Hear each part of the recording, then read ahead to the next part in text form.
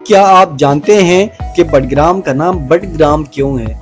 ضلع بٹگرام کا نام اس علاقے میں بسنے والے ایک قبیلے بٹ کے نام پر رکھا گیا ہے۔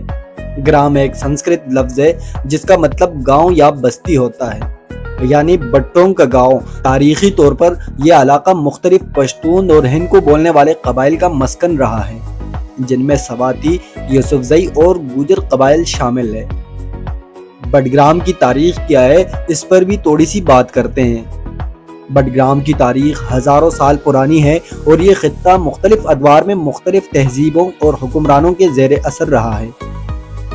بٹگرام میں قدیم دور میں کیا چل رہا تھا، آئیے آپ کو بتاتے ہیں۔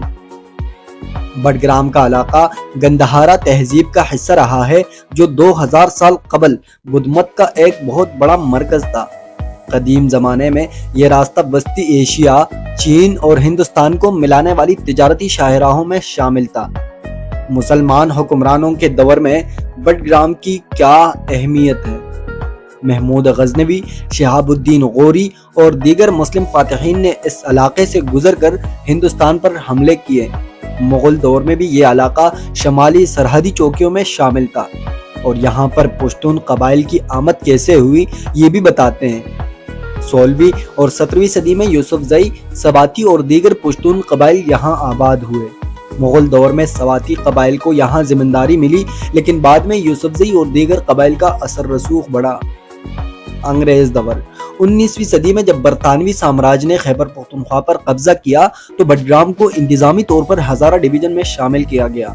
1947 میں پاکستان بننے کے بعد یہ ہزارہ ڈویژن کا ایک حصہ رہا اور 1993 میں اسے ضلع کا درجہ دیا گیا۔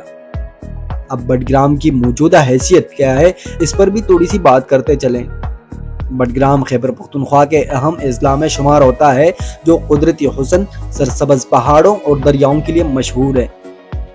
زراعت، مال مویشی اور چھوٹے کاروبار یہاں کے لوگوں کی بنیادی ذرائع معاش ہیں۔